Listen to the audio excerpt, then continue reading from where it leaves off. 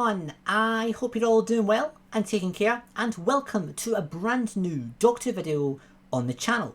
So today it is the release of the next edition of Doctor Who magazine, and there is a few filming updates to talk about from this month's edition of Doctor Who magazine. There isn't anything too major because this month is mostly a tribute to the brilliant Sarah Jane Adventures. I have very fond memories of watching the Sarah Jane Adventures growing up. It was one of my favourite childhood shows, alongside Doctor Who of course, and yeah, this month's edition has a lot of focus on the Sarah Jane Adventures, so if you can pick up the magazine, I would recommend checking it out, as it does have a great tribute to the Sarah Jane Adventures and Elizabeth Sladen inside, which is definitely deserved. But yeah, let's have a look at what kind of filming updates we have for the upcoming R2D2 era of Doctor Who in this month's edition of Doctor Who magazine. Okay, so first up we have the next director reveal for the series. So this is the director for Block 4 filming of Doctor Who Series 14, and it is director Ben Chessel. The next block into production will be directed by Ben Chessel. Our search for the directors reached all the way to Australia to find Ben, says producer Phil Collison. One of the greatest shows I've ever seen on television is Joe Barton's Girl for the BBC, with the spectacular finale directed by Ben. It broke all the rules of what television can achieve, so we knew he was a perfect fit for this 2-episode block, which takes the whole show into genuinely new territory.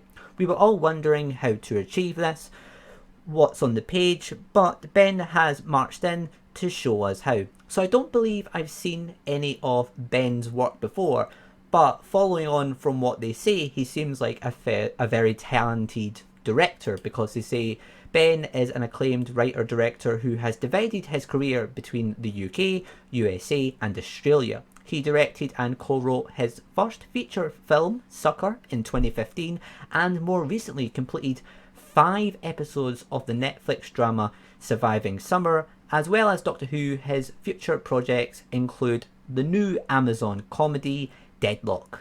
So yeah, like I said, I don't believe I've seen any of Ben's previous work before, so I'm quite new to his directing.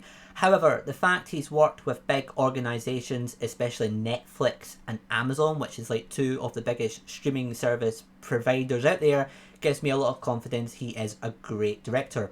What's really interesting though is the fact they say he will be directing episodes that are into a whole new territory, which probably means they are going to be 2 experimental episodes.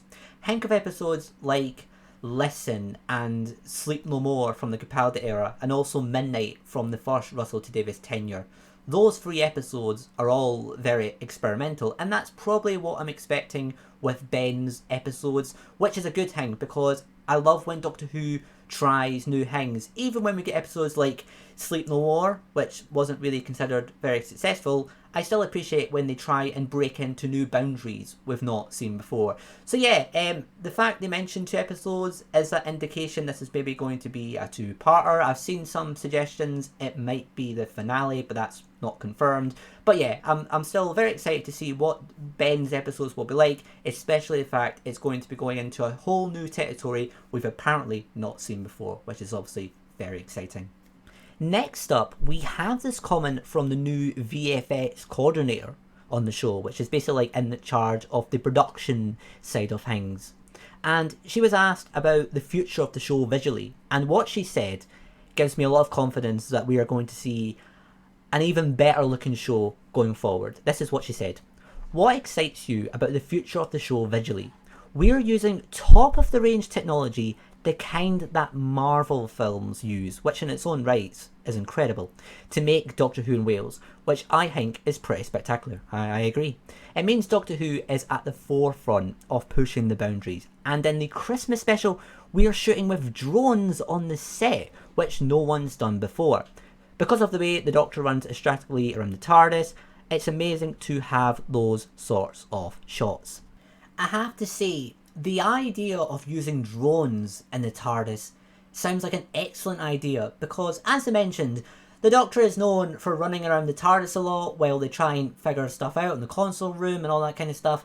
So I think the idea of using drones will be great because drones will be able to follow the Doctor directly wherever they run and move to. Plus, they'll be able to give us these unique 360 views of the new console room as well. So yeah, it all sounds very good in my opinion, and it's just good in general to learn they have access to more modern technology. I'm not sure if it's maybe because of Disney, because I know Disney mentioned in the summer last year they visited Badwell Studios in Wales, so maybe they're the ones responsible for investing into this more modern drones technology, or maybe it's just because drones have been around for a while now that they've got more cheaper to buy. I'm not sure the logistics of it, but either way, it's just good to learn in general that Doctor Who is keeping up to the times and it can still go up against the likes of Marvel, for example. And finally, we also have this comment as well from the VFX interview, and she was asked about Ncuti Gatwa and what he's going to be like as the Doctor. And what she said also gives me confidence that his Doctor is going to be something really fresh and new, and it's exactly what Doctor Who will need, because as much as I'm so excited for the return of David Tennant, I think after the 60th anniversary, we need a freshness moving forward. And yeah, I believe Ncuti Gatwa from this comment is going to deliver on that. What do you think Ncuti Gatwa will bring to the role of the Doctor? I think he'll bring such a new dynamic. He's young and fun. The crew say he's up for anything, and I think he'll really make it his own and not try to copy the mannerisms of anyone else. He really is individual, and that's what we want, a new Doctor, and I can't agree more.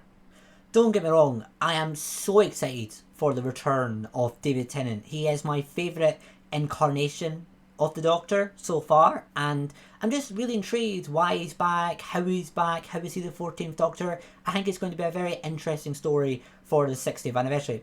But I do believe after that, after the 60th anniversary, we need kind of like a fresh start for the show, and I do believe this comment adds it up as well, that Ncuti Gatwa's Doctor, he's going to be very fresh. I think he's going to bring a new dynamic to the Doctor we've not seen before, hopefully a fresh new take we've never had before, and yeah, this comment just adds up to that yeah, I'm very excited for Ncuti Gatwa.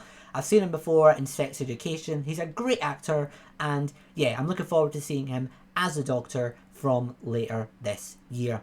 But there we go guys, that is all the major updates from Doctor Who magazine. There wasn't anything this major this month. As I said, this magazine is mostly a tribute to the incredible Sarah Jane Adventures. If you haven't been able to check it out if you can. It's a great magazine and it's got a brilliant tribute to the Sarah Jane Adventures inside, which was one of my favourite shows alongside Doctor Who growing up, and it's one reason as well I'm excited for the return of spin-offs, because Russell T Davies originally gave us Sarah Jane Adventures and Torchwood, which in my opinion are two brilliant Doctor Who spin-offs, and we definitely deserve more in the future.